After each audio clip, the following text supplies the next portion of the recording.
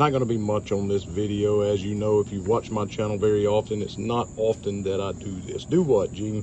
Well, that is talk about a gun for more than a 1 minute short when I first pick it up. Typically, I throw it down on the table, kind of go over it like this and let you see it and everything, put some music on it, and that way you know, hey, I got one, reviews coming soon kind of deal. It's very rare that I'm compelled to do something like this prior to, you know, actually doing a full-length range review. But the reason I'm compelled to do this is because with this big old chunk port on this Tisas PX9 Duty Comp, very reminiscent of the CZ.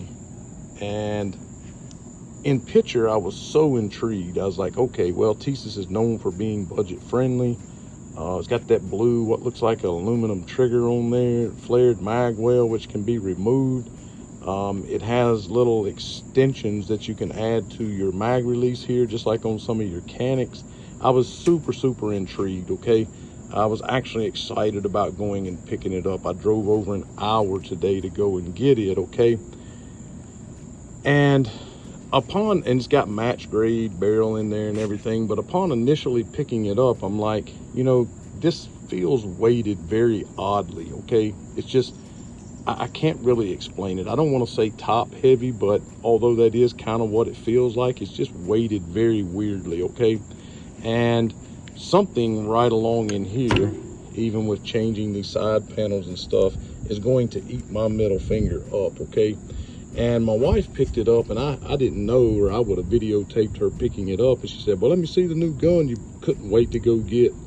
And she said, nah, that thing don't feel good at all in the hand, and something feels off with the way it, I don't know, something ain't balanced right. And that's just weird for her to say something like that. So, you know, and here I'm going to insert a little video about the trigger here and let you see what my thoughts are about that.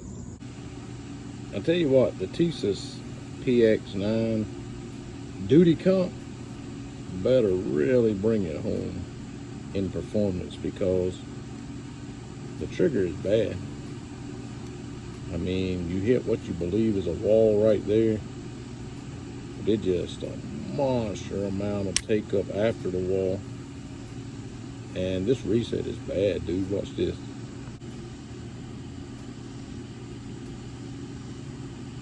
So it resets pretty good distance out, right? But after it resets, look at all this take up after the reset. It's not a great trigger. The reset, even when it does reset, is not very audible, as you could not so much hear, and definitely not tactile on the finger. I understand it's a duty trigger, but you're gonna put a what looks like an aluminum blue trigger in there and it's gonna be that bad? I don't know. So as you can see, the trigger is just not that great, and I understand it's a quote-unquote duty trigger. I get it. Flush mount your RMR, got that stupid loaded chamber indicator up there, but I mean, with it being a comp, especially that big old chunk port right there, they have to know that this is also going to be a very much so competition range fun gun, something that somebody's probably not going to carry. All right, so the trigger's bad. It's weighted very oddly, and there's something just not cut right through here for me anyway. That's just in my hand, and I understand you can change out the side panels and stuff of that nature. It does come with a what looks like a +2 maybe 18 rounder with an extension here, a mag loader, and a little cheesy holster, if that's what you're going to call that. And it does come with side panels and stuff you can change out, and I have changed it out to try to make it fit me better, but none of them seem to fit that great, okay? And also, it's supposed to come with small, medium, large backstrap. There was a small on it. There's another small in here and a large. I asked the guy that I got it from, because he got 2 of them. I said, hey man, give me the other one because I need a medium backstrap.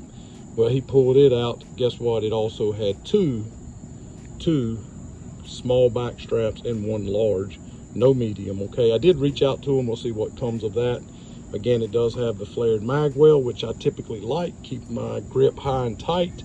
But again, there's something that feels oddly weighted about this gun. Okay, and the trigger's not that great, and the ergos for me so far are not that great. Now I'm going to withhold judgment on its performance. We'll see how it performs out at the range. Could be something I completely changed my mind about, maybe because I was so excited about picking it up. My anticipation, I was let down. We shall see. Gonna see what kind of optic I can slap up here, but just initial thoughts or impressions, I'm entitled to have those, okay?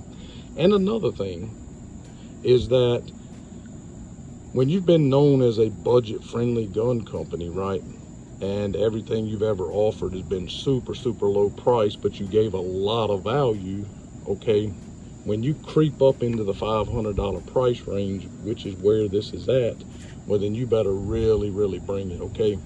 There can't be any shortcuts or anything, because when you can pick up an awesome and amazing CZ P10C for $20 or so less than what this one is, maybe less than that actually, then you're gonna have to bring your A game. So this thing's really gonna have to show up at the range for me.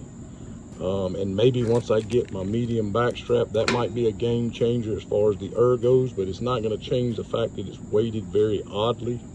So I will withhold complete judgment, and if my mind is changed about it at the range, I will say as much. But I'm just giving you my initial thoughts right out of the box, so I hope you can accept that. Thanks so much for watching. Make sure you know Jesus Christ is your Savior, and as always, to God only be the glory.